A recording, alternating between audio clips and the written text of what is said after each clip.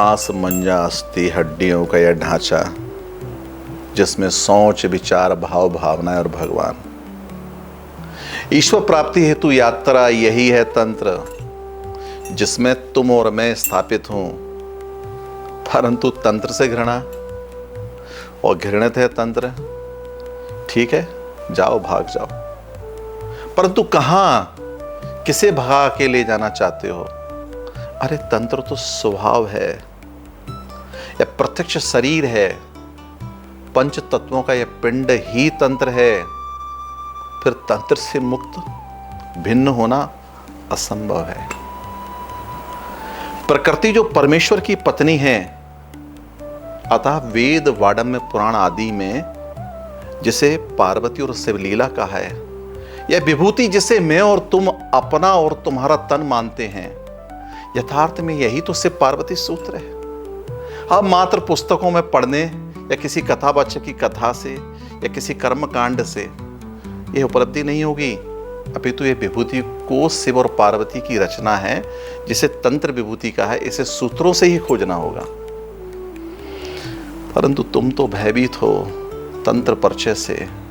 क्या तुम जानते हो तंत्र तुम्हें परम आदर देता है? जब तुम इस गहरे सत्य को स्वीकार कर लोगे तब खुद को सम्मानित करोगे और दूसरों को भी। सत्य की पूजा अतः सत्य की पूजा है और सत्यता को स्वीकार करने का मार्ग ही तंत्र है। तुम जानते हो, जिस वक्त तुमने खुद को सुसंस्कृत किया, शिक्षित किया, तुम उस मूल सत्य से पिछड़ गए। तंत्र की जीवन शैली को ही जानना होगा, वही तुम्हारी मूल संस्कृति है। जिसने संस्कृति की विशाल प्रति सृष्टि का सृजन तो किया, परंतु अपने सृजन कर्म का संहार कर दिया और धीरे धीरे तंत्र प्रतिष्ठित समाज से डर मेघदूत की अभिशप्त यज्ञ की भांति अज्ञातवास में अपराधी बनकर विलुप्त मात्र आज तंत्र मात्र ग्रंथों तक सीमित रह गया। संपूर्ण सृष्टि का निर्माण जिस तंत्र से हुआ है उसका विरोध बारंबार होता रहा है। तुम स्वतः उसमें अकेले नहीं हो। दक्ष आदि राजा प्रजा अनेकों बार अपमान की कसौटी पर एवं तंत्र की सत्ता को खड़ फेंकने को प्रयत्न तमाम बार होता ही रहा है। और तंत्र और तांत्रिक दोनों ही शब्द निंदा व्यंजक रहे हैं। इंद्रियों से दिखता हुआ शरीर मात्र निंदा का पात्र नहीं है, अपितु परमेश्वर प्रकृति की मिलन की यह विभूति ही तंत्र है। तुम्हारे संबंध इंद्रियों से सुसज्जित मात्र भौतिक शरीर मात्र नहीं है। तंत्र का आरंभ अनुभव को जानना ही सत्य जानने वाला विषय है।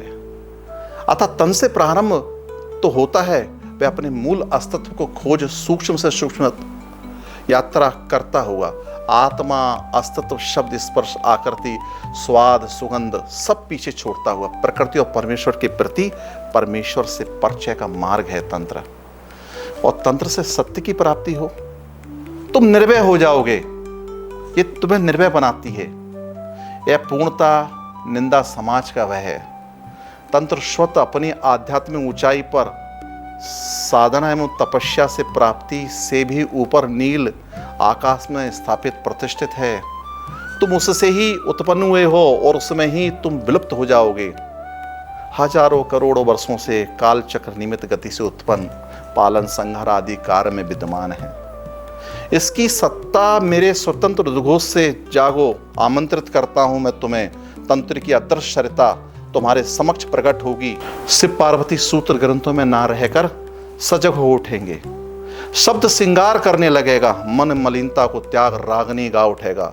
हृदय तीर्थ यात्रा में संलग्न हो जाएगा। मुरझाई पुष्प कलियां खिल उठेंगी। धरती अंबर सरोवर सब तलीन होकर मन चित्त श्रुत प्रकृति अथा पार्वती समक्ष प्रत्यक्ष होने लगेगी।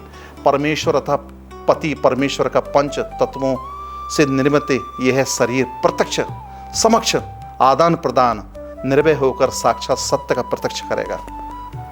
अगर तुम कहते हो संसार गलत है, तब तुम्हारा शरीर तन भी गलत हो जाता है। सत्य यही है, तुम्हारा शरीर तन संसार का हिस्सा है।